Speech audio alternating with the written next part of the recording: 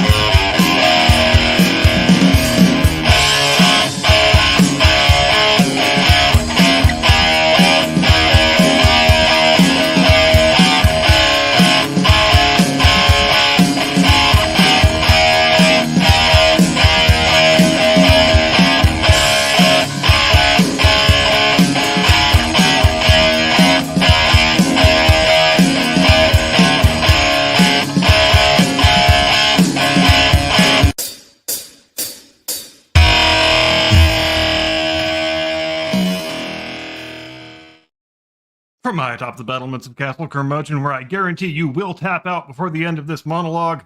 Good evening, Mr. and Mrs. America, and all ships at sea. Welcome to the Blast Radius. Thanks for joining us tonight. Coming up on the Worst People in the Whole Wide World Weekly Update.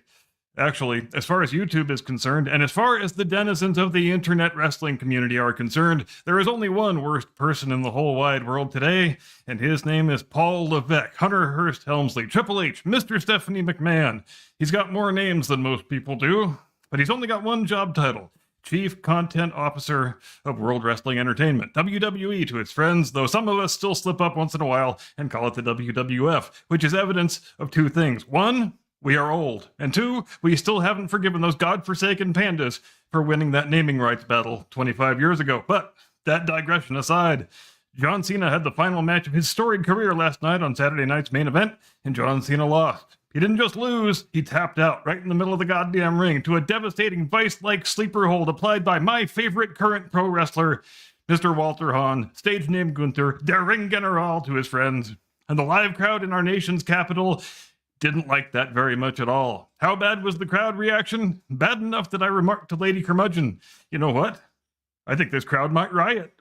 Which is saying a lot, because it's been a good number of years. Hell, it's been a good number of decades since I was watching a wrestling show, and I thought, wow, there is a significantly non-zero chance that there may be a civil disturbance here. In fact, Lady Curmudgeon was even impelled to ask, they know it's not real, right? Which, in that moment, was a perfectly reasonable question to ask, because this crowd reaction, it was quite a thing to behold. Grown-ass men crying, grown-ass women crying, little kids crying. It is still real to them, damn it. And within a few minutes, as the shock and sadness transformed into blind, seething rage, as the chants grew louder and louder and more profane, it became increasingly clear that the singular target of the people's ire was Paul Hunter Hearst Helmsley McMahon Levesque, since he is the guy who books this stuff and makes all of the final creative decisions.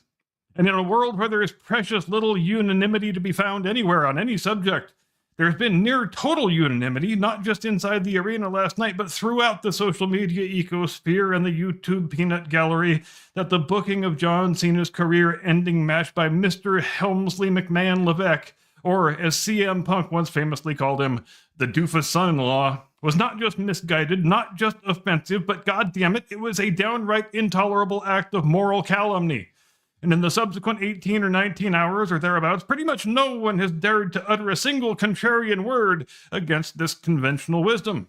But if you wanted conventional wisdom, if you were averse to the expression of heretical contrarian views, well, you wouldn't be watching this program now, would you? So, it's time to go off the orthodoxical reservation, I think.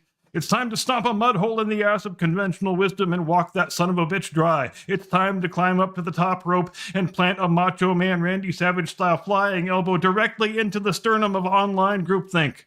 You know why? Because first of all, do you idiots actually know anything about pro wrestling? If you know anything about pro wrestling, you know it's a business with certain traditions and conventions, and one of those traditions and conventions says that when you're an old guy and it's your last match, you're supposed to lay down and do the job and put a younger guy over. And if you know anything about John Cena, you know he's a guy who takes that kind of stuff very seriously because it's part of respecting the business, and the fact that he respects the business is a big part of the reason why he is held in such high personal esteem by nearly all of his colleagues and former colleagues, which is to say, there was never the slightest possibility that Cena was going to win this match.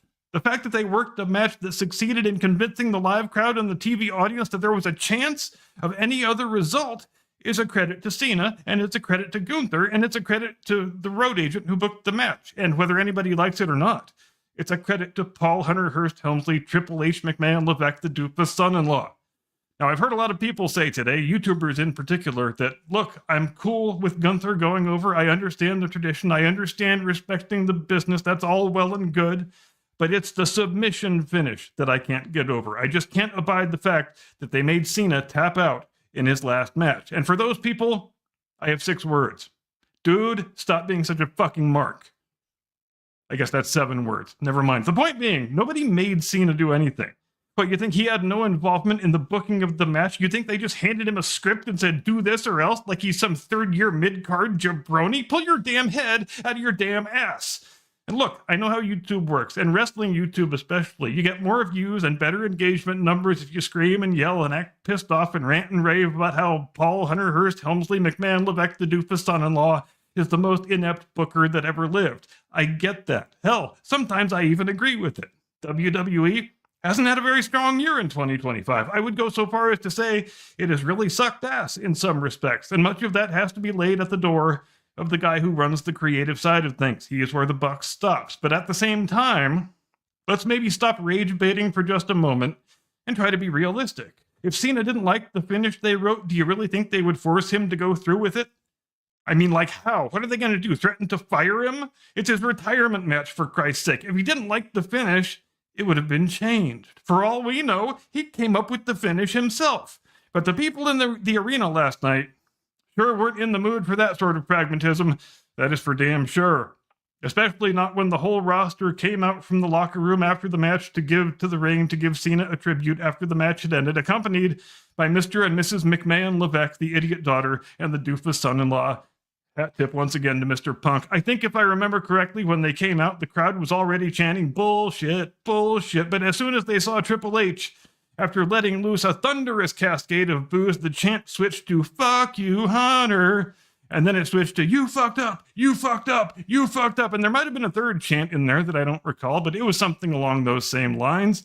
But again, I go back to my previous point. If they drew up the match and then executed it in such a way that the live audience thought a Cena victory was actually a real possibility, and when that didn't happen, they got sufficiently upset to rain down a storm of profanities and make me think they actually might riot, I would rate that as a triumph of effective booking rather than the absence of it.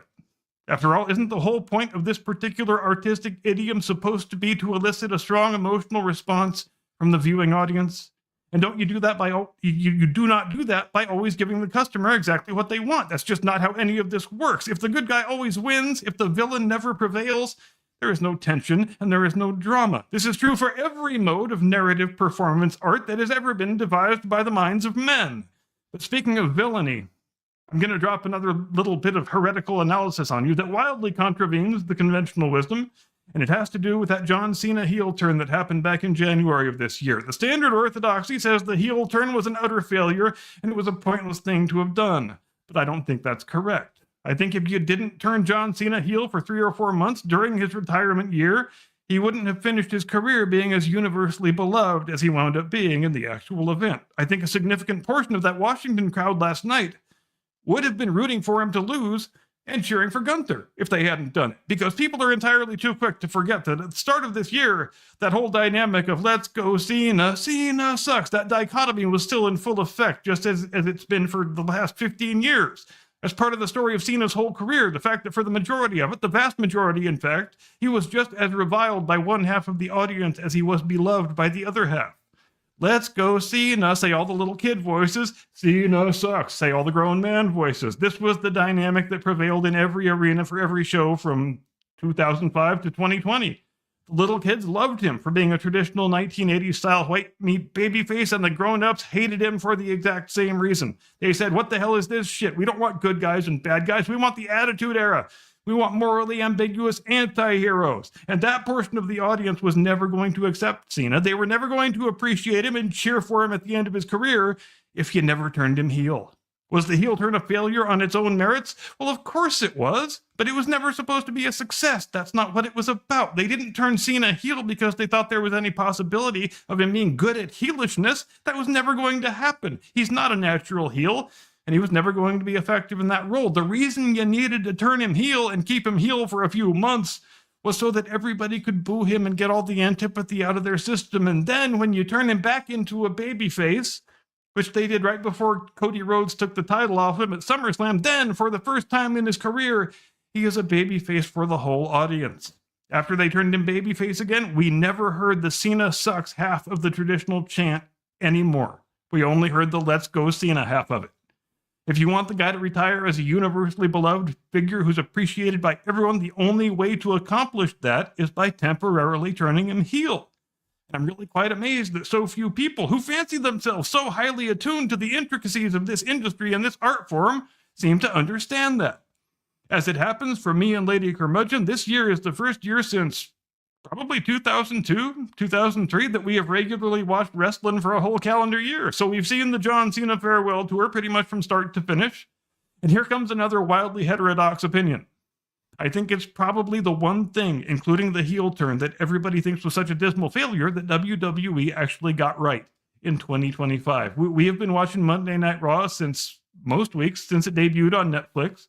I think we've watched all but one of this year's pay-per-views, or PLEs, or whatever the hell we're supposed to call them now. We don't watch SmackDown because we don't have access to it, but lately, oftentimes, we will turn on an old episode of Raw or SmackDown while we are eating dinner, and by old, I mean from the period back when we were watching regularly, so between 98 and 02, generally speaking, and my God, the weekly shows are just stupefyingly boring now compared to back then.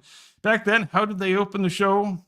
Fade in, walls of pyro, boom, boom, boom, boom, boom. Then we pan to the crowd, everybody's standing, yelling, screaming, waving their signs, going completely crazy, fast-paced hard rock music plays in the background. Then the broadcasters do their open, they have to raise their voices so they can just barely be heard over the din of the crowd. They quickly get us caught up on the storylines, and they run down the evening's match card, and within the first 90 seconds, something's already happening. There's either a match starting or somebody is coming to the ring to cut a promo. But the point is, the tone has been set, and it's been made clear to the viewing public that this is going to be a very exciting show that you don't want to miss any part of. And how do the shows open today?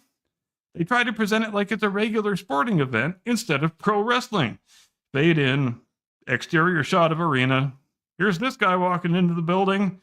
Here's this guy walking into the building. Here's this girl walking into the building. The broadcasters sound like they're struggling to stay awake, just like we, the viewers, already are. Some nondescript computer-generated hip-hop trash plays in the background.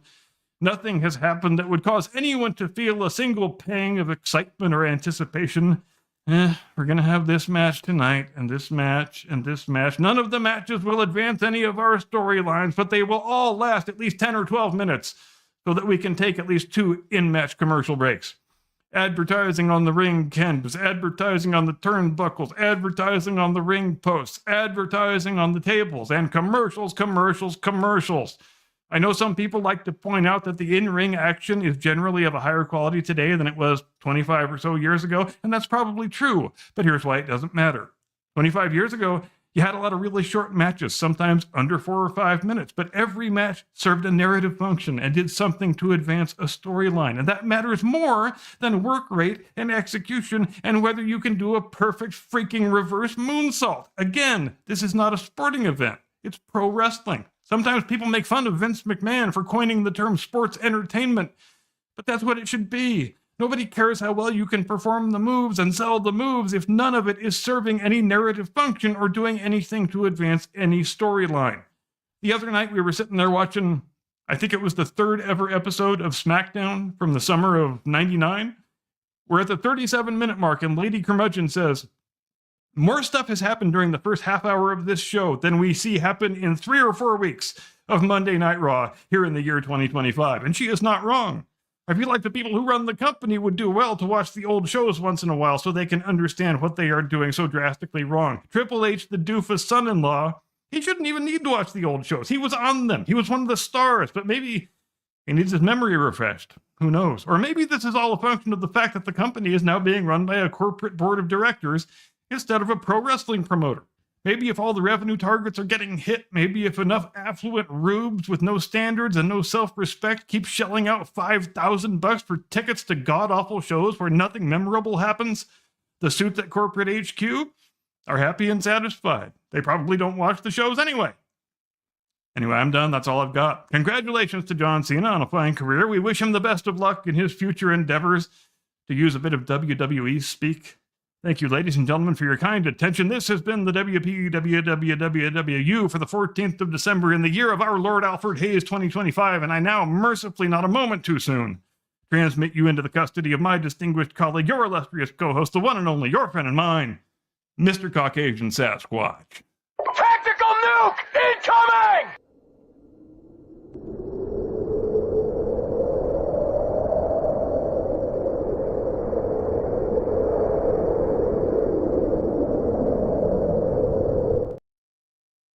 And this is what we call a transition.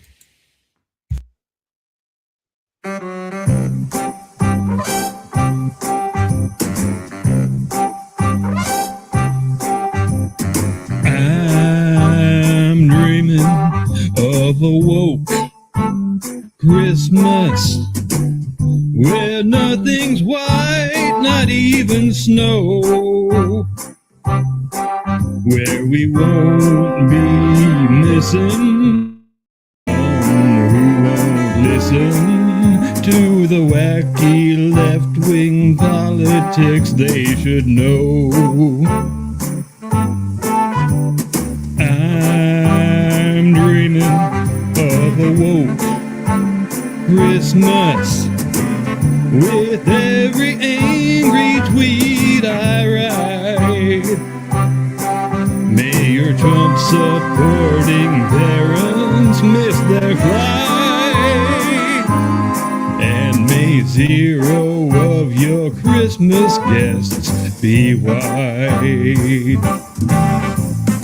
I'm dreaming of a woke Christmas with every wokester that I know.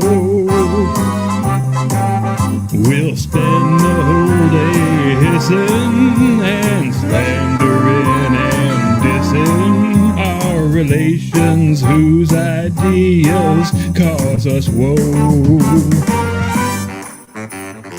I'm dreaming of a woke Christmas with every Facebook post I write.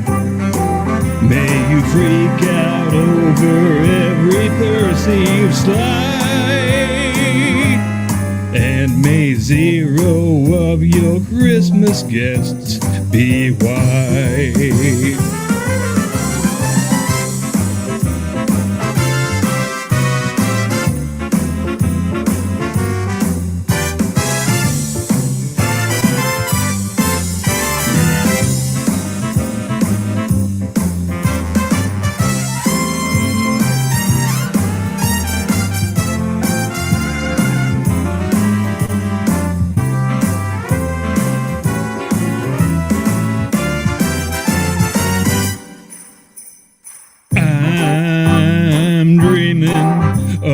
woke Christmas.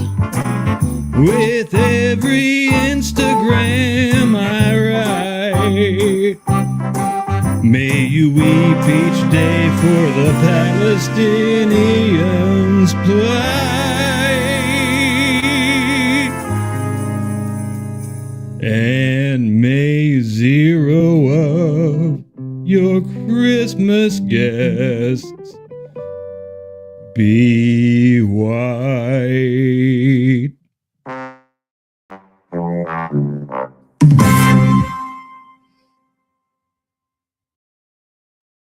I like that. That was nice. What's up, bud? Thank you very much indeed, sir. That was very good. I got another one for you too, ladies and gentlemen. We're gonna save it a little later. I got them all queued up, everything. I'm gonna try and come up with enough Christmas parodies for a sort of Christmas EP / Christmas album ready to go by Christmas Day. So mark your calendars, as if they're not marked already. But you know what I mean. Right. You're certainly gonna miss it because it's gonna happen on the most happening day of the year. Indeed. It What's is the your most Christmas happening day of the plans? year. Have you been issued your Christmas plans yet? I have not been issued my Christmas plans, but I am happy to report that I only spent $31 on my Christmas tree this year. Can you believe that? And it's not one of the dumb little tabletop ones either. It's not even half dead. I'm talking 6.5 foot noble fir. Went down to Lowe's. The price that was marked on it was, I think, $60, and with 20% off, we went and rang it up at the register. They only charged us $31. So apparently they do secret price drops if you buy it after a certain day. So mark that down for future reference. Right? Absolutely. So it's been an interesting week. It has, and most of them are. Apparently, John Cena has revealed absolutely nothing new about his character, and I imagine that was probably one of the more profitable ventures that's taken place in wrestling in the past 9 months. It is certainly the talk of the town. I know nothing about wrestling. I follow nothing about it. I haven't followed it since 2002, maybe, and yeah, just like me until this year. It has driven directly into the center of existence over here, because you're not the first person to bring it up to me. And because other people had mentioned what was going on, I was like, okay, fine, I'll watch it. And then I couldn't watch it. Okay. So explain to me exactly what took place. Well, what took place is they had his last match on Saturday night's main event versus Gunther, my current favorite wrestler, a young man from Vienna, Austria, who works a very traditional, strong style type of pro wrestling. And it's kind of ironic that you have to go to Austria to find a guy who works an old school American style of wrestling. But setting that aside, he's also the same guy who earlier this year on a different episode of Saturday night's main event retired Goldberg. So now he's got a hell of a nice notch in his belt reputationally for the future that says, hey, I'm the son of a bitch who retired John Cena and Goldberg in the same year. Granted, retiring John Cena is a lot more impressive than retiring Goldberg, but still, they are both prominent figures from a certain period of the industry that is seen by most people as rather a high point. So that is a nice little claim to fame that Gunther now has. But the big problem with it is this. I'll tell you the biggest problem, because I was talking in the monologue a lot about booking and narrative structure, and the way you book a thing always harkens back to the way you booked a different thing. And they made a very gigantic mistake earlier this year, back in April at WrestleMania 41, when they had Gunther tap out to goddamn Jey Uso in a World Heavyweight Championship match. And so the reason why that makes Cena look bad, the reason why it makes Cena look like kind of a punk, is because you just had Cena end his career by tapping out to a guy who tapped out to goddamn Jey Uso. And that's not a good look. So you have to be mindful of the way you book things, because that is going to reflect forward upon the way you book things in the future. So you need to book things with care. I know you wanted to give Jey Uso a push. I know that all of the little kids really enjoy his entrance and doing his little yeet dance. I know that he sells a lot of merchandise, and I know the plan is sort of a failed plan by now, but the plan was that, when Cena's gone, we're going to take a really big hit in terms of merchandise sales, because Cena moves a hell of a lot of merchandise. Cena probably moves as much merchandise as everybody else in the company combined when you go back 20 or 25 years. But I have a question about that, but continue. Go ahead. All right, so I was actually going to bring that up as to how much on the bottom line of the Wrestling Association or whatever it is John Cena, and is he now released from the contracts that he was under as far as appearances and likeness and all that kind of stuff? Oh, my understanding is that he has just signed a brand new 5-year contract as a, whatever you call it, a WWE legend / brand ambassador. The contract that they give to retired guys, right, when they want them to be available for a certain number of appearances. They're just not going to be in-ring performers anymore. So I saw somewhere that he had signed a 5-year contract to that effect. And but it remains to be seen if they will actually keep coming out with new Cena material and how solid those numbers will remain, because that's a really, selling John Cena merchandise to little kids has been a big chunk of their incoming revenue that they have relied on for a lot of years now. And replacing that is going to be a tall order, I think. And I think they kind of had their eyes on Jey Uso as being the guy who could potentially plug that hole a little bit as far as moving merchandise, but they went around it the wrong way by putting the World Heavyweight Championship on him at WrestleMania, which they shouldn't have done. He's just not a good enough worker to be a world champion, in my opinion. And John Cena on tap for 5 years. Here's what you do. You now have 5 years in which to replace your revenue derived from John Cena by using John Cena as, call it the new Vince McMahon, right? That guy who puts together a brand new stable of old wrestlers that are all over the hill and beat up and never going to make nothing of themselves, and turn it into like the new Four Horsemen or whatever, and do a brand new arc involving John Cena as a promoter rather than let me think a really big beefy Jimmy the Hart with no megaphone. Yeah.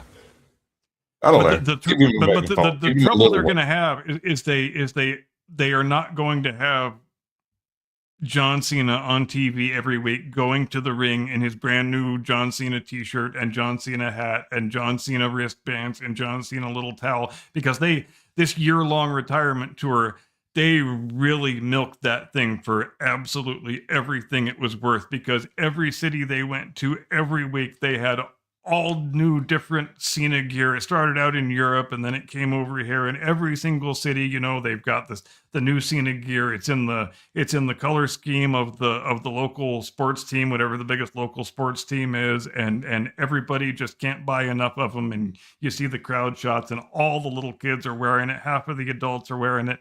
And they actually, the second to the last stop was here in San Diego a couple of weeks ago at Survivor Series, and they had the Cena shirt and the Cena hat all in Padres brown and gold colors. It actually looked pretty badass.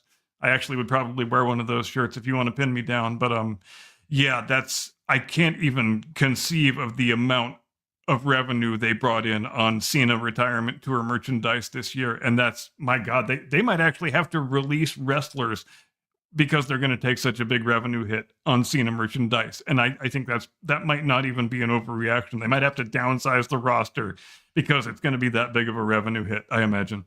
Well, like I said, you've got 5 years to jury hawk something together using John Cena as a personality. And I would either go the route of like sportscaster, like what's his fuck did.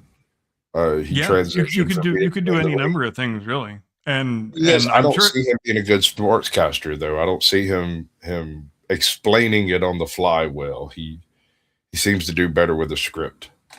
Well, and also, how often is he even going to be available? Because he's got his whole little Hollywood career, and is he going to be the last pro wrestler who actually starts out in pro wrestling and transcends that industry to become culturally relevant in a larger sense, Absolutely like the Rock did previously? Absolutely not. Yeah, I don't Pro think so wrestling, much like YouTube, has a tendency of attracting dynamic personalities, and those dynamic personalities do well in a couple of different fields: YouTube, pro wrestling, and acting. And so, yeah, and nowadays it's actually begun. Transition. It's begun working in the opposite direction, where now you become a celebrity on YouTube, and then you become a pro wrestler, like Logan Paul has done. So it's the whole formula has been turned on its head, basically, and that's probably the way it will remain, I would guess. I don't think so. I think it's more along the lines of there's a certain amount of interchangeability due to the personality types that are drawn to these sorts of entertainment fields, and there's a certain amount of interchangeability that's in there, because it doesn't really matter if you're playing to a crowd or you're playing to a crowd, you know, when it comes down to it. It's just playing to a different kind of crowd, doing a different kind of thing. But generally speaking, if you're good at it, you're good at it. Right. You know, if you can toil in one vineyard, you can toil in the other vineyard, generally speaking. So what I'm saying here is transitioning from YouTube to wrestling would be a very huge step, because that's a physically demanding sport, people. These are athletes. They are certainly very, very fit in most cases. So it's... Go ahead. Okay, I'll go ahead. One of us want a paper, rock, scissors for it. Go ahead. I'll just say what I was going to say.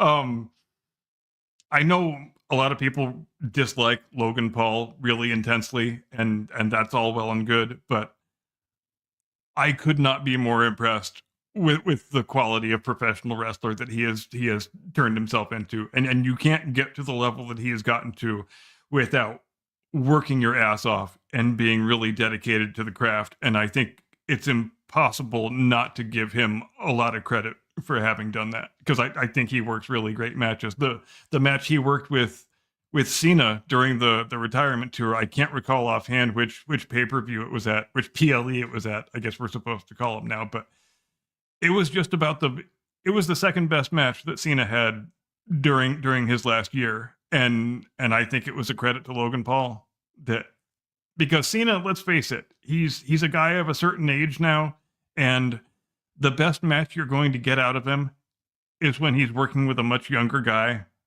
who has a lot more stamina and can carry a lot of the load that needs to be carried in the match. Like when he works with a guy who's similar age to him, like he worked a match with Brock Lesnar at WrestlePalooza, and they had to turn it into a squash match.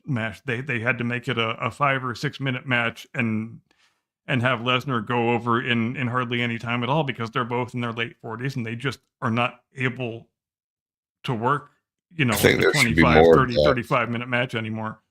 I don't think they should be 35-minute matches. Like you were saying, and I come from an entirely different era of pro wrestling. I stopped watching around 2000, 2002, and completely stopped paying attention to it by 2010. So, yeah, as many of us did. I completely tuned out, and this year, you bringing it up has been the most recent interaction I've had with it, with one exception. There's another creator out there called Joker's Voice, and he covers the same brand that you have been talking about. And so you've showed me some of his stuff before. Yes, ironically, I actually ended up in a conversation with him where he was conversating about the same thing you were conversating about, and I was able to repeat some shit that you said and not sound like a total idiot, which is a total idiot move. But I totally fessed up to it right after. It was like, well, actually, I have no freaking clue. That's it's this dude over here, the words. But there was no need to confess. He never would have known the difference. No, he totally bought it hook, line, and sinker. He kind of stared at me like, which one of these is the one screwing with me? Like, does he know what he's talking about, or is he a complete, total clueless? I'm like, I'm completely clueless, dude. I'm just repeating some shit I heard somebody say. Oh, But and, he and liked it.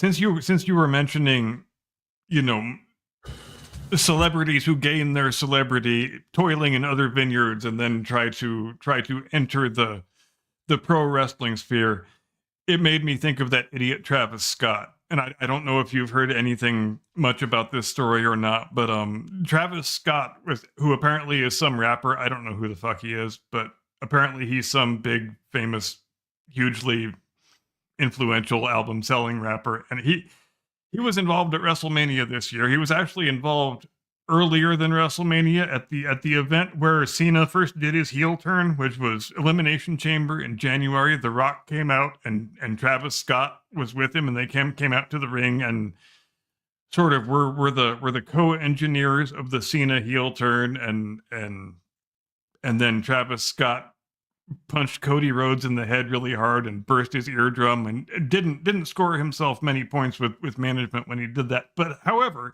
there was still a plan in place that we're going to take Travis Scott, this famous rapper, we're gonna train him up as a pro wrestler because he says he's a big fan and this is what he wants to do, and we're going to put him in a match with John Cena at some point during the Cena retirement tour, and it's gonna blow up in regular media, and we're gonna get so much coverage and exposure out of it, and it's gonna be great. And apparently Travis Scott was, let me back up. Then we get to WrestleMania.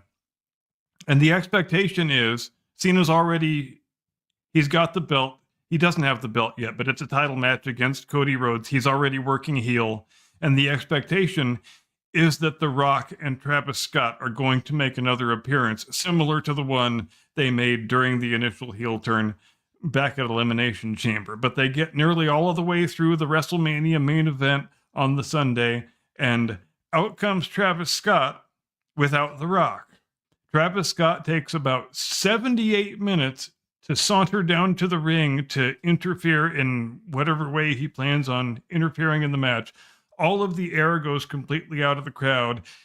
Everyone is still expecting The Rock to show up. The Rock never shows up, and eventually everybody discerns that we're just getting fucking Travis Scott and not even The Rock. So what is the point of this? He's still not even halfway to the ring. He might as well be walking on his knees. He might as well be a fucking quadriplegic as long as he's taken to get down here. So he finally gets down there and does his interference that he does, and Cena wins the match, becomes the champion, and then Travis Scott does whatever Travis Scott does. And there's still a plan in place that we're going to take Travis Scott and put him in a match, and it's going to be great, and he's going to work Cena's retirement tour, and we don't know which venue and which event it's going to be yet, but it's going to be the biggest thing all year, and it's going to be just fantastic. But apparently, Travis Scott thought it was too much work being a pro wrestler.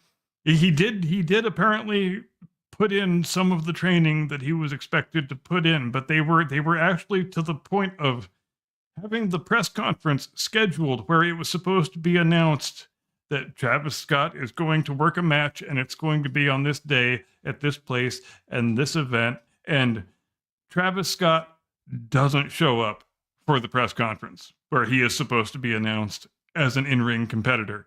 And then, so obviously nobody took that very well at WWE headquarters. And then Triple H puts out the word that, when all of you guys are doing your podcast and your interviews and whatever, go ahead and shit on this guy as much as you can shit on him, because he just left us in the lurch and made us look like a bunch of dopes, because he said he wanted to be a wrestler and then decided it was too much work and, couldn't be a man and call us up and say he didn't want to do it. He just no-showed the freaking press conference. So the hell with that guy. And that's the danger that you run into when you get too much focused on trying to bring mainstream celebrities into the pro wrestling sphere who think they want to do it, but they haven't really thought through how much of a physical commitment it's going to take. And there's been some other celebrities who have done a pretty good job with it. Bad Bunny did a good job with it at the event in Puerto Rico a few years ago, where he worked a match against Damian Priest, and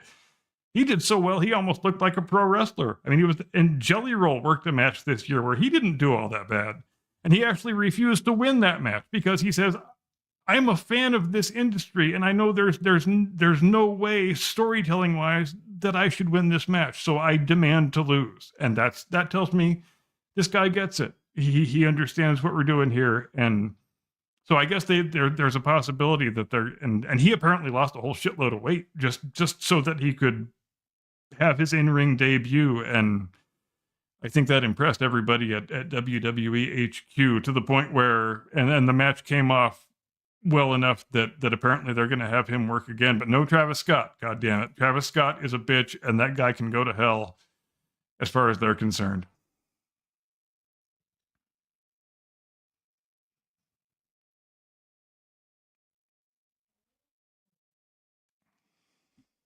Oh, I was muted.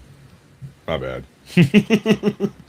So, apparently going to take a serious freaking revenue hit because without The Rock, without John Cena, without the star power toting around and those pecs, where do you go? Who's the next big push to be a major And Hollywood sacrifice? that is the big question: is who is going to be your standard bearer from here on in? I mean, it's great that you just put over Gunther and had him retire 2 legends in the same year. And I love Gunther. I'm a big Gunther guy, but he's 37, 38 years old.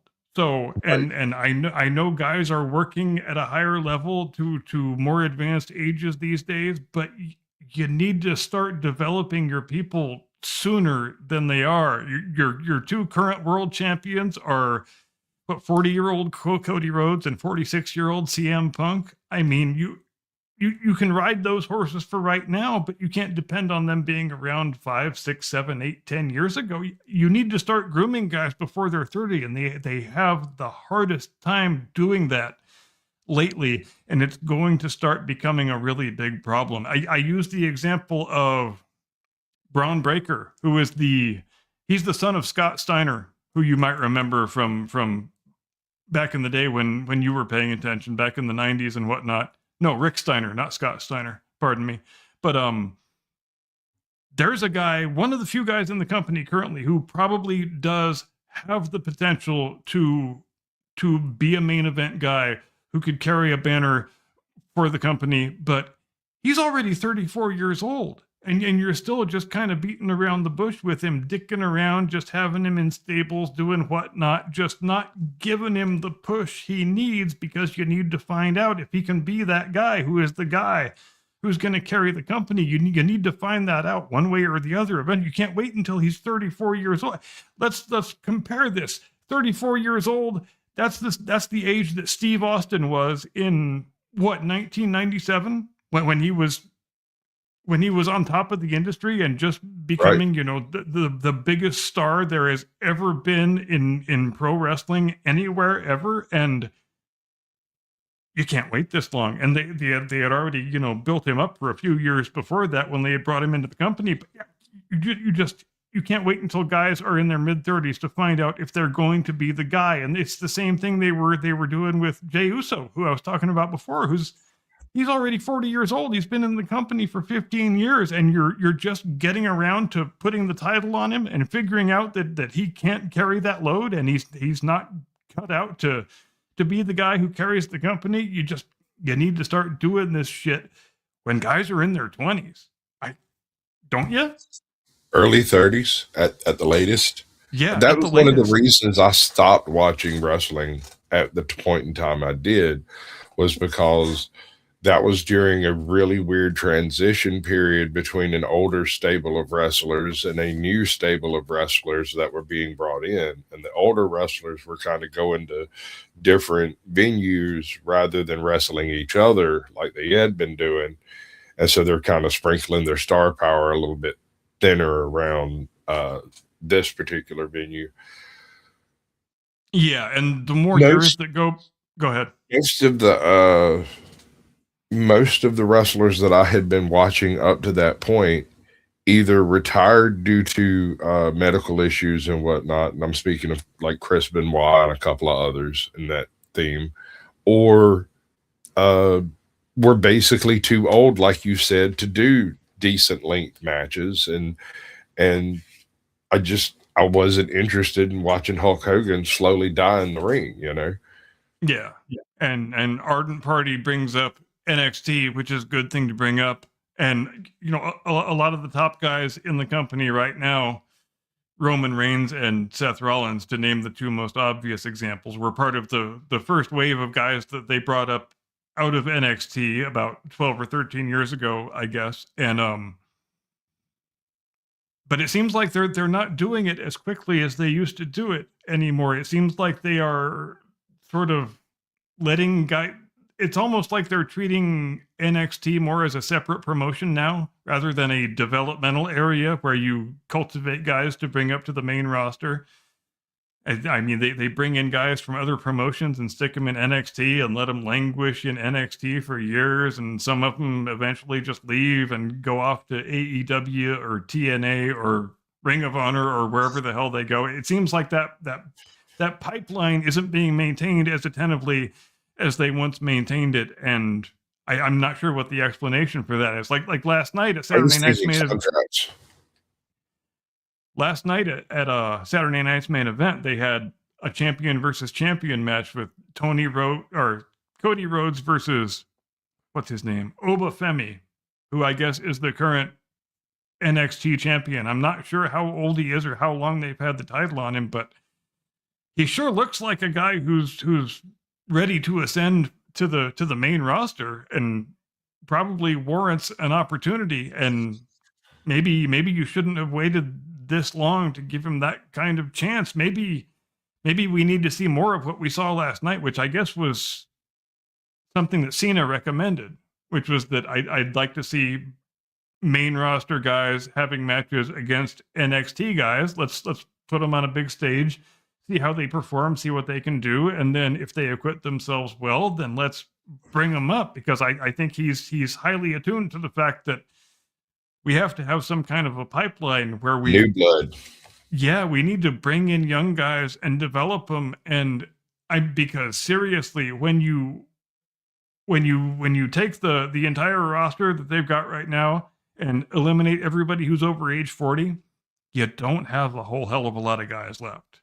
I mean, this is a really, really old roster. I'd say over age 35. Do age 35 and you'll lose like another 2/3. Because that's the NXT guys seem to be younger in general. They're just like raw as all hell. And I don't know, maybe the intention is to transition from the old stable to a completely new stable and bring a handful of the old dogs into NXT later as tag-alongs. And I think of another example, which is an obvious one, which is The Rock.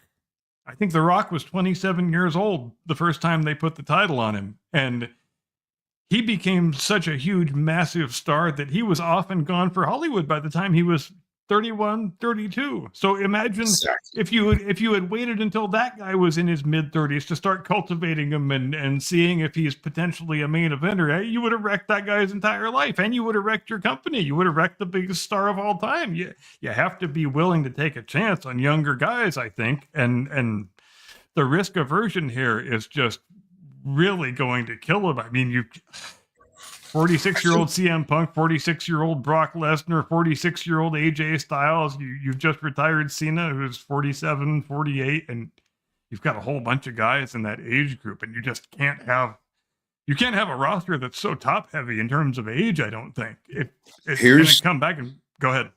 Here's what I would suggest, right? And this is just looking at it from an exterior perspective. Since you have the older stable, I think you should run a more dense ticket. Do 3 instead of 2. Don't do 35-minute matches, do 12-minute matches, right? And do Yeah. two of them in place of, one. You would double your tickets, but you would double your you'd half your marquee space, double your actual fan base, because by having two tickets in place of one, you would of course add additional wrestlers that would bring their own fan base to the actual arena, right? Yeah. And And that would you've also already, make it easier for the individuals who are becoming elderly. I mean, a handful of these guys are just a couple of years away from getting their AARP. So, the Bluebird special at Denny's. and you've already, as a practical matter, got 3 rosters in the company, because you've got a roster for Monday Night Raw, you've got a roster for Friday Night SmackDown, and you've got a roster for NXT. And the more I think about it in retrospect, especially when, people like you, people like me, people like millions and millions of people who watch this stuff religiously on a weekly basis and then stopped all at the same time in 2002, 2003, I think a lot of that was a function of the fact that Vince McMahon bought WCW instead of just letting it die. I think it should have just been allowed to die, because when he bought it, he bought all those contracts, and then the roster just ballooned to being 3 times the size it was before. And then you had to do the whole brand split and different people on different shows. And a lot of people, it just made their heads swim, and they were like, I can't do it. I'm out. I don't want to watch You'll this love anymore. this. There's just too goddamn many people. You remember the weird transmogrification that took place like 96, 97, and I think this was WCW, WWF territory, and both of them were kind of disintegrating at the end of their lives, right there around, 99? Well, In you like had 96. Go ahead. in 96, you had the birth of the NWO, which is when Scott Hall and Kevin Nash left WWF and went over to WCW and formed what the stable that came to be known as the NWO, which of course Hulk Hogan heel turned and joined and became Hollywood Hulk Hogan. And everybody loved that. Everybody in the world loved that. And because it was the first time that we had heelish anti-hero type characters that the audience loved and cheered for and wanted to wear their t-shirts and act like and all that stuff. And that changed the whole dynamic of the industry, really. And so that caused WCW to have a big lead for the next couple of years over WWF in terms of TV ratings and revenue alike, because this is a period when WWF is still doing the really cartoonish, like, wrestlers with day jobs gimmicks. You've got the Goon and Isaac Yankem DDS and Duke the Dumpster Drozy and just all those horrible, insufferable bullshit characters. And meanwhile, over in WCW, they're doing something that's actually cool that people actually want to watch. And you get into, it's really 97, I think, when WWF starts catching up, and it's the Bret Hart versus Steve Austin feud that really does it, especially the WrestleMania 13 match, where they kind of do a double turn and Austin becomes a face and Bret Hart becomes a heel. And they kind of, I don't want to say that the rise of Austin was an emulation of the NWO, but it was similar in the sense that we're not going to build up a traditional good guy anymore. We're going to have a morally ambiguous anti-hero who talks a bunch of shit and swears a lot, but the people love it, and they can't give us their money fast enough. And that's what they succeeded in doing with Austin. And then the balance kind of shifted, and then they were kind of equal for the next year, maybe 2 years. And it's astounding to consider that during that period, between, let's say, 98 and 2000, that something like 10 to 12 million Americans were watching a pro wrestling show every Monday night. Now, how mind-blowing is that? Neither of WWE's weekly shows can sniff 1 million viewers now. And freaking Raw doesn't even get on the top 10 Netflix chart, so we don't even know how many viewers they have. That's how far that shit has fallen since the start of this year. I think they debuted on the first Netflix show, got, I want to say 5.5 million, something like that, but it's completely fallen off the cliff because it's just not a very good show right now. And like I said in the monologue, go ahead. We need a Roddy Piper. Oh, we need someone wouldn't that be nice? That could run that level of heel while being just a Joe Schmokum, you know? Yeah, and I think that's a good, he's a good guy to bring up because he is the type of performer that you really need, but at the same time, he probably couldn't get his foot anywhere near the door nowadays because his in-ring skills wouldn't be seen as being on a high enough level. It's because in the interview, he would thumb them in the eye and then get down on his hands and knees and crawl around behind them and then punch them in the back of the knee in the interview. Like, thumb in the eye. I think Roddy Piper was the best heel ever. I absolutely hated that guy so much. When I hated him so much that he actually made me afraid of how much I hated him when I was a little kid. I loved him, dude. I loved him from day freaking Wood, bro. Oh God, I know. The second I laid eyes on that man, I was in love. It made me question my sexuality for a while because I just liked that dude so very much. And say whatever you will about his in-ring skills and his work rate and whatnot, but that dude was a big enough star to main event the first WrestleMania. And that doesn't happen by accident. But today, I think you would never have a guy. I don't think a guy could even be brought onto the roster solely on the basis of their mic skills anymore. And I think that's a problem because I think they are treating it too much like a sport and not enough like a performance art. I think they want the respect of a sports without actually doing a competition, really.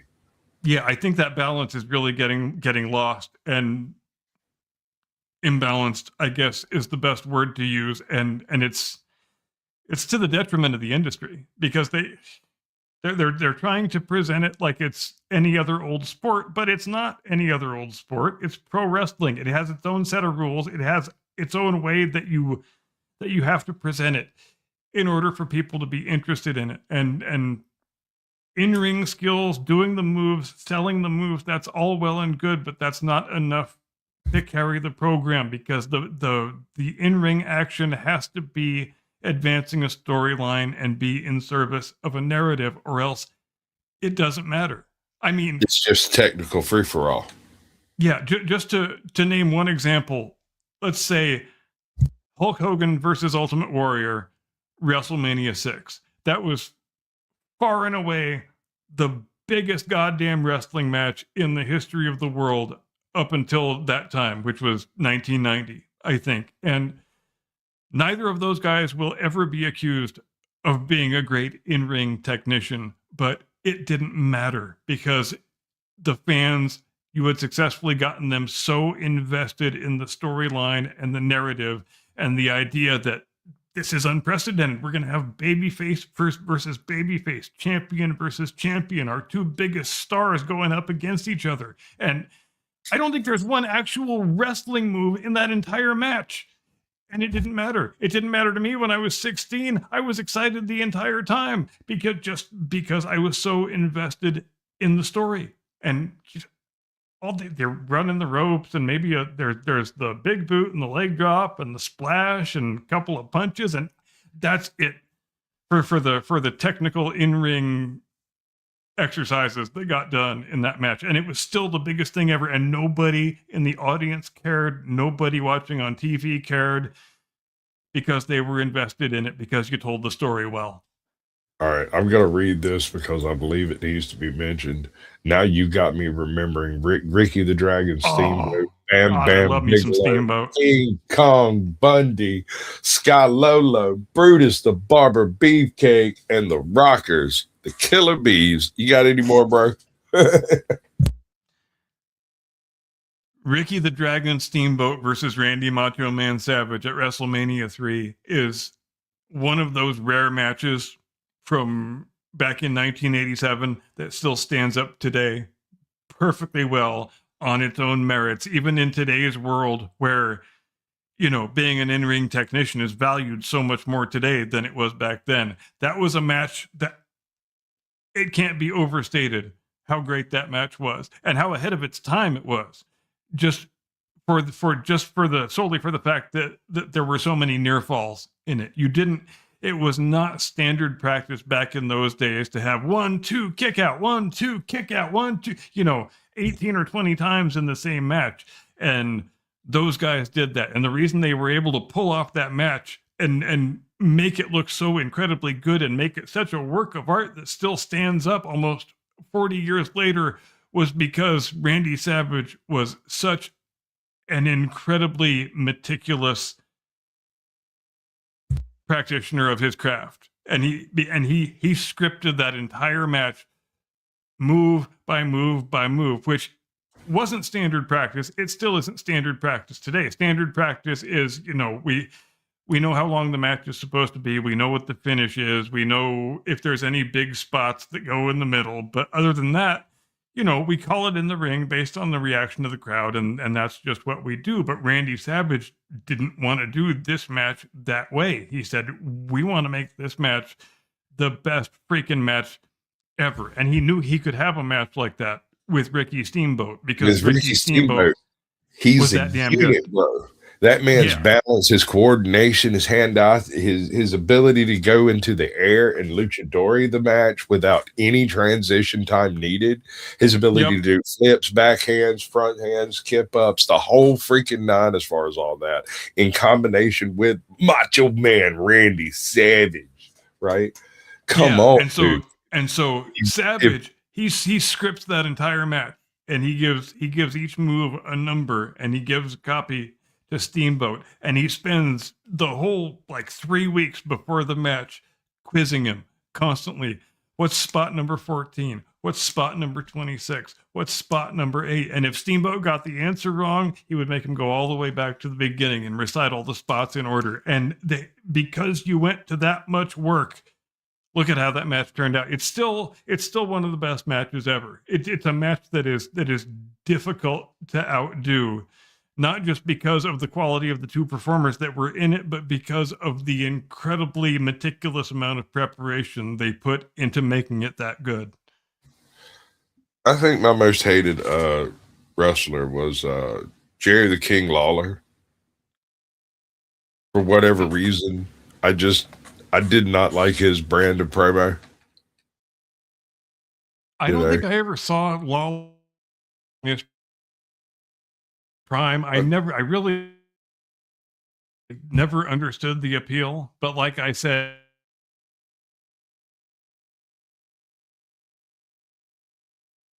it was all the crossface chicken wing. I guarantee it.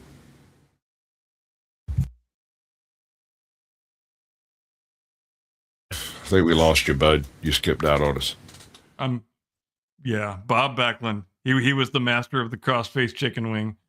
Right. I remember they used to bring that guy back every few years, and all the little kids would say, "Who the hell is this pasty old man, and why are we supposed to care?"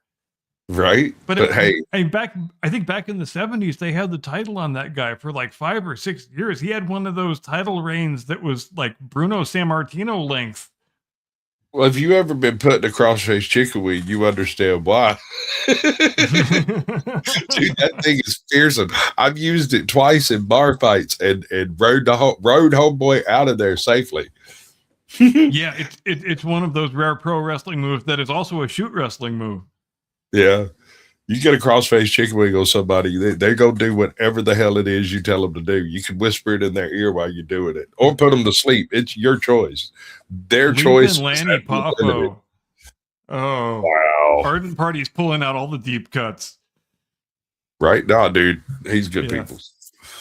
Yeah, Lanny Poffo, who was, of course, the younger brother of Macho Man Randy Savage.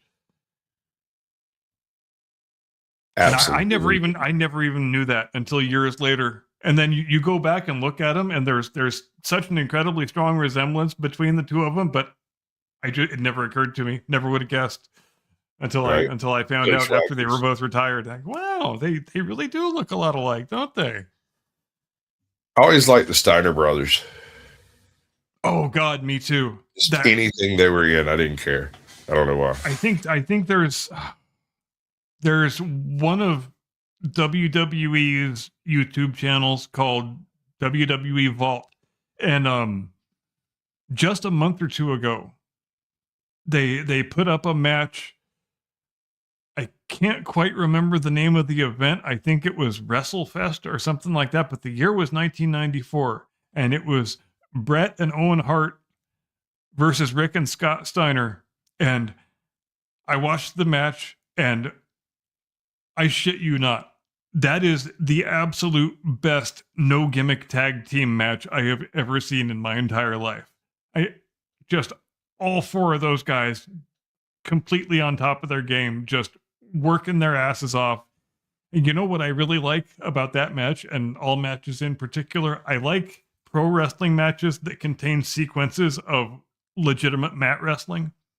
Right. And there was a lot of that in this match because of course the Hart brothers and the Steiner brothers, both with extensive backgrounds in amateur wrestling. So yeah, they'll just take a 30-second, minute-long sequence of the match and do some legitimately competitive mat wrestling, and I think that's great. I'm a sucker for that stuff, and I couldn't have enjoyed that match any more than I did, and I don't think it was ever even available anywhere until WWE released it just recently on YouTube, and what a revelation that was.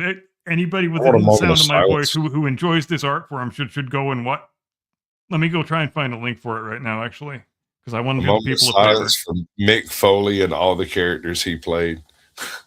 Because that man's retired more personalities than anyone I know. What's up, Sam? I'm reminded of the 1998 Royal Rumble, I believe it was, where Mick Foley entered the match as all three of his personas: Mankind first, Right. then Cactus Jack, then Dude Love.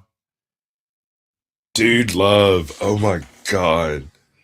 I remember an argument one afternoon between a couple of guys about whether Dude Love and Cactus Jack were the same person. And it turned into a fist fight before it was all said and done. You just don't have that type of dedication I had to anymore. have the exact same conversation with my son because he had bought the latest 2K25 WWE video game, and he was operating under the assumption that Mankind, Dude Love, and Cactus Jack were all different people. And I said, no, that's not. They're all Mick Foley, son. That's Yeah. That's Mick Foley. Like I said. that was such a revelation for him. He's like, wow, is that why they all look so much alike? How about that?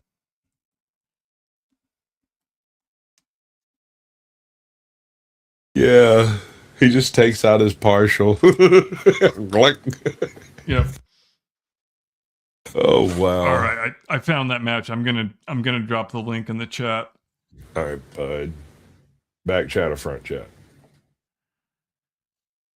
Wait, we can't watch that. We'll get copyrighted straight to oblivion if we try. Yeah. But that whole time which is too bad. More or less the golden age of wrestling influence. I mean, it was being discussed in the chat earlier. The Highlander, the opening to Highlander with the Madison Square Gardens event, that was the peak of modern professional wrestling, and since that point, it's been on a steady downhill climb. And struggling downhill at that, which is funny to me. Superfly Jimmy Snuka. Yeah, and struggling and yet making more money than ever, which is the really strange, ironic juxtaposition, I think. Because that is a beautiful match. I remember that match. That one's amazing, dude. That is an amazing freaking match. I cannot. I don't know enough I don't know enough superlatives to describe how good that match is. Just it's an amazing technical match. It's a couple of teams of tag. Two tag teams that were fairly high level technical wrestlers that in wrestling each other it went back to that technical wrestling method, and it's a beautiful thing to watch. Yeah, I don't know how you could watch that match and not like pro wrestling. That's just beyond my comprehension. Because, oh God, it's good. It's so good. It's just men who are absolute masters of their craft and are at the absolute height of their aptitude and their capabilities, and they are coming together, you know, and not just working really well in their own right, but making the other guys look good, which obviously is half of this job. And a lot of people tend to lose sight of that. So something's been brought up in chat a few times here, and I kind of want to make a point of it. Andre the Giant was an exceptional individual. His ability, even being such an ungainly individual, he played the crowd like no one else. Uh, Everyone loved to love him and loved to hate him in equal parts and equal measures. And while he may not have been a very technical wrestler, he was a huge personality. He said so much without saying anything at all in most cases. He just when he was a younger man, he was actually a pretty amazing technical wrestler. Sure.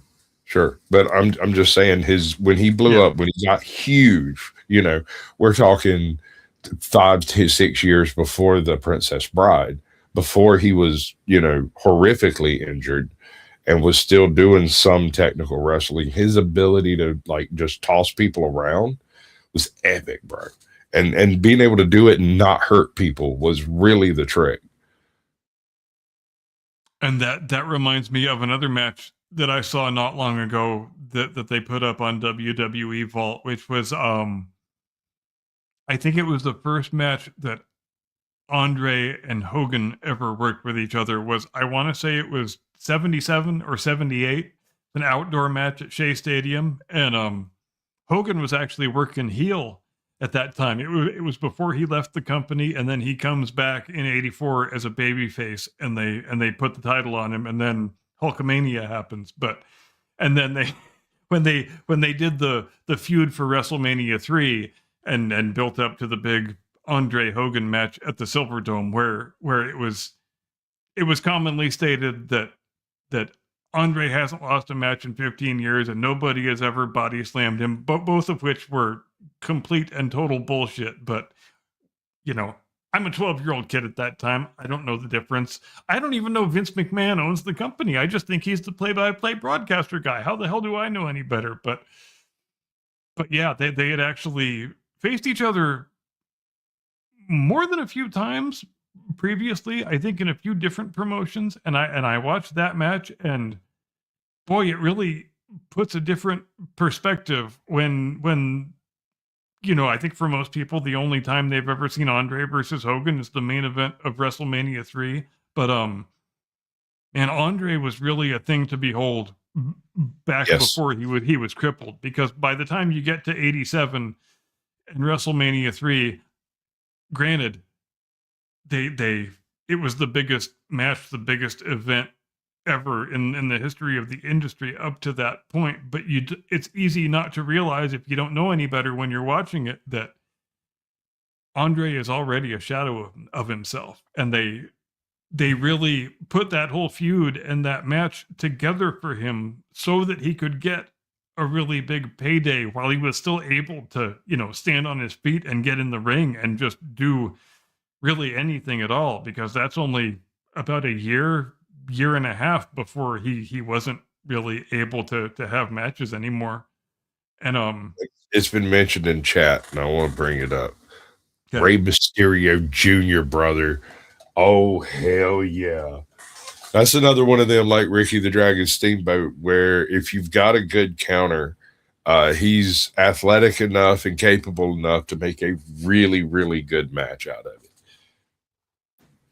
I'm a big fan of his kid, Dirty Dom, the current Intercontinental Champion, and also AAA Mega Campeón de Triple A, I think would be the correct way to say it in Espanol. Your Oh, we mom- need to play my other song, don't we? I forgot about that. Yeah. How long is it? 3 The minutes. show? 3 minutes? Okay, we got a few minutes. Yeah. I was going to play it as the outro, unless Yeah, that's you fine. got But another opinion on it. but yeah, we've been talking so much about how, you know, how decrepit and old and aged the roster is, but Dirty Dom Mysterio is a good hope for the future, because I think he's only 27 years old currently, and that kid gets it. So- And he plays such a good heel, man. He knows how to heel. He doesn't even drop character when he's doing real world interviews. That guy absolutely gets it. Do you think it's the contracts that are making it difficult to stable young wrestlers? Are the wrestling contracts just too savage? I'm not sure to what extent they, because for most of the history of the industry, they didn't even have contracts. I think contracts are a pretty recent innovation for like back in the golden age and the attitude era and all the you know the eras that we rhapsodize nostalgically about. None of those guys ever had contracts, except maybe the top level main event guys. Everybody else on the roster was just an independent contractor. They used to call it. You know, we pay you a flat fee per event. There's no health insurance, no side benefits, nothing. And Well, that's what I'm getting at. yeah. We were talking earlier about how back in the 80s and 90s you'd have multiple cards on a night. It wouldn't be, 2 matches. It'd be 6, and then two like maybe a main event or 2 medium long main events. But the card would be interesting, and there'd be shit going on all over the place, right? Triple your amount of fan base when it comes down to it. But now I'm wondering if it's the way the contracts have been written up, that people just aren't signing into them for whatever reason. I'm sure there's some creative license that has to be negotiated for, right? Or do you just play whatever they give you? You know, it's a complicated question, and I don't know the simple answer to it, but I do know, and it makes it kind of even more confusing that WWE, for example, they've got this very extensive developmental program that doesn't just involve NXT, but they've also got, this whole performance center complex down in Florida, and they're signing people younger and younger, from various different sports, and trying to get them trained up in the industry. And yet when you get to the upper echelons of the main roster, it seems like everybody is still either in their late 30s at the youngest, or their 40s, or their mid 40s, or their late 40s. And I don't know how that happens, except that people must be seeing something in the industry that makes them want to leave it. And I don't know if that's contractual terms or the amount of work and travel that you have to put in, which might be part of it, though that's certainly a lot less now than it used to be, because I think the house shows are largely extinct. And I think that has a negative effect on the quality of the product. How bad do you think lockdown killed wrestling? Because oh man, have you ever watched WrestleMania 36? I have not. No. God, that's unwatchable. Was that the one? To your larger point, I think it probably did ruin it to some extent. But WrestleMania 36 is the one that they had in a silent, empty warehouse, and it's really tough to watch. It's just there's nobody in the room except the wrestlers and the referee and the cameraman and the broadcasters, and it was right after lockdown started, so they still hadn't figured out a very good way of presenting the product in a watchable way. And as the year 2020 went on, they got a lot better at it. They eventually developed the Thunderdome, which they went into an arena in, I think it was St. Petersburg or somewhere, and they set up like a realistic sort of presentation where they could have pyro and entrances and everything, and they set up some big walls of TV monitors, basically, and you could sign up to have your face be displayed as part of the crowd during the show. That made it a lot better, and they also piped in crowd noise and got better at, kind of working the laugh track machine. We've talked about the laugh track machine before, but they kind of developed a descendant of the laugh track machine for wrestling show crowd noise, and the Not sure TV presentation got a lot better as the year went on and lockdown persisted. But man, that first period was rough. And then there was a period between the 0 people period, the empty room period, and the Thunderdome period. There was a period that I actually kind of liked, where it was still in the same room at the Performance Center, but I don't know why they had to do this, but they put up some plexiglass barriers, and they had a crowd. They basically brought in trainees from the Performance Center and had them be the crowd. So there would be 20, 30, 40 people watching the match. And I thought that gave it kind of a unique flavor.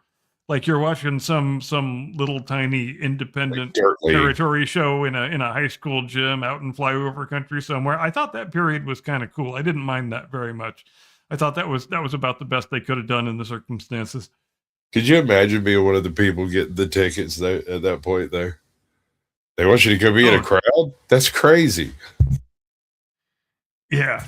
I was out licking doorknobs the whole time, dude. Like, I just, I'll tell you the story sometime, but it's not for soft ears. Oh, God. I remember when they were pulling surfers out of the ocean and arresting them and taking them to jail for lockdown violation. I still can't believe some of that shit actually happened, and that we went along with it. The fact that we went along with it is the most shameful thing of all. I had this situation happen at a convenience store, and it was funny as hell. It's the middle of that summer, and I'm standing in line, and they've got the little dots on the fucking floor. They got the big hamster cage up around them, and the big sneeze guards everywhere, and everybody's looking at you weird because you're not wearing a mask, and go fuck yourself. And I'm standing there in line, and this bitch comes in, and she steps up, and she's like creeped right up on the back of my neck, standing there. And I could smell all of her body funk from the past 4 days of not having seen water. And I turned to look at her, and I was like, "Madam, I do believe the president asked you to step back a little bit." She said, "You damn right." Took 3 big steps back, ran over some poor dude. It was so hard to not laugh. It was hilarious to me because I didn't even care. I just did it because I didn't want her close to me. Yes, which you did the right thing. I think I've told the story before about I think it was the very next week after they shut down the entire society and everybody had to stay home and all that whole thing. And I'm walking my dog down my own street where we're just coming back from the park, and I don't have a fucking mask on, because why the fuck would I have a mask on when I'm outdoors? I'm not a crazy person. I'm just minding my own business, walking my dog back home.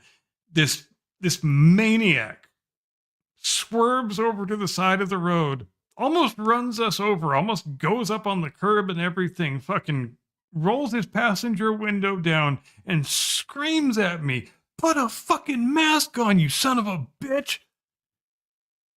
That's how things actually got. It got that bad. People were acting that way. He's in California. I was in Georgia. In California. I went fishing. Yeah.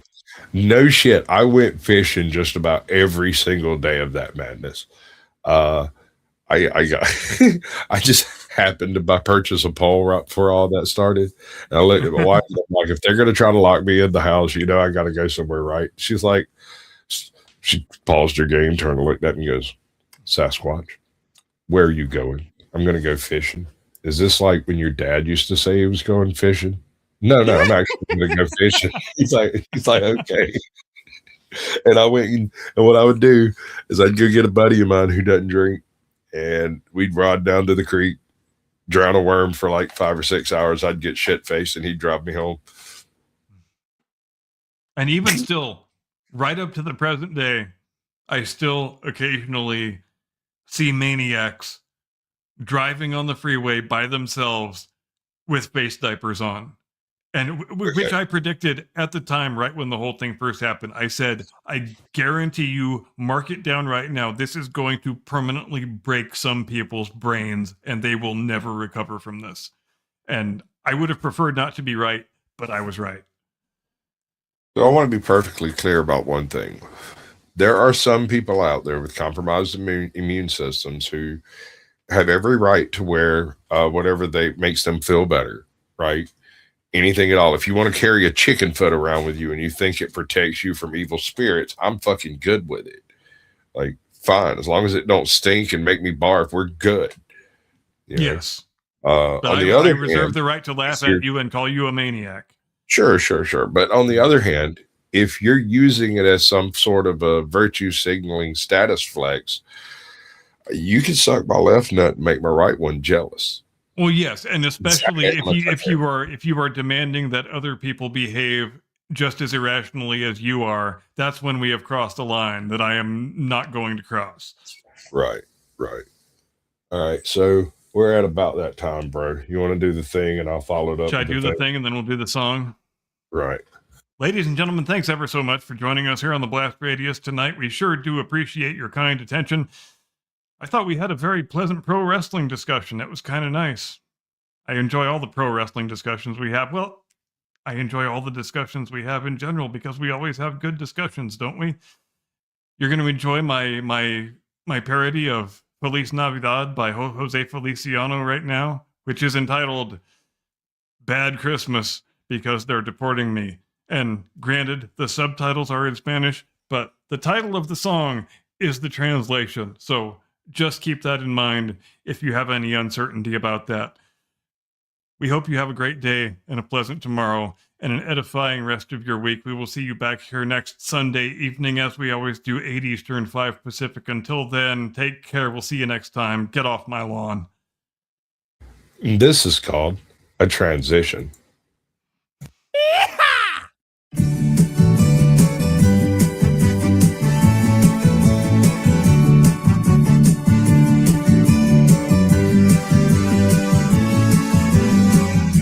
Triste Navidad, Navidad, triste Navidad, porque ellos me van a deportar.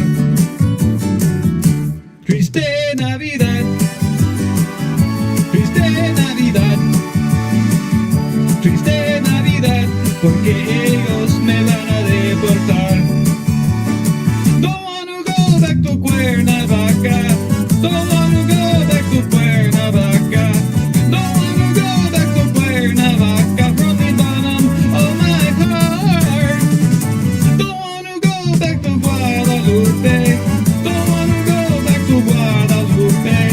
Don't wanna go back to Guadalupe from the bottom of my heart. Triste Navidad. Triste Navidad. Triste Navidad, porque ellos me van a deportar. Triste Navidad, triste Navidad, triste Navidad, porque ellos me van a deportar. No wanna go back to old Chihuahua. No wanna go back to old Chihuahua.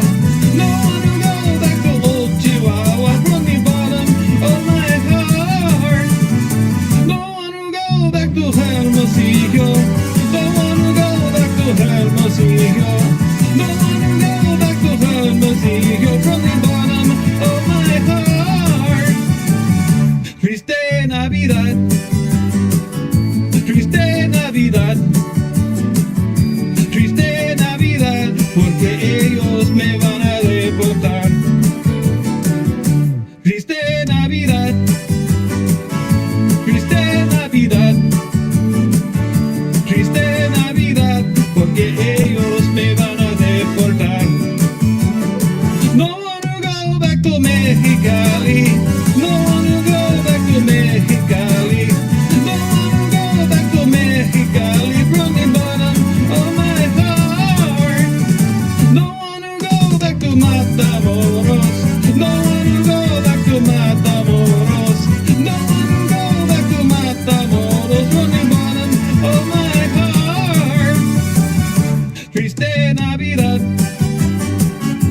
Triste Navidad, triste Navidad, porque ellos me van a deportar.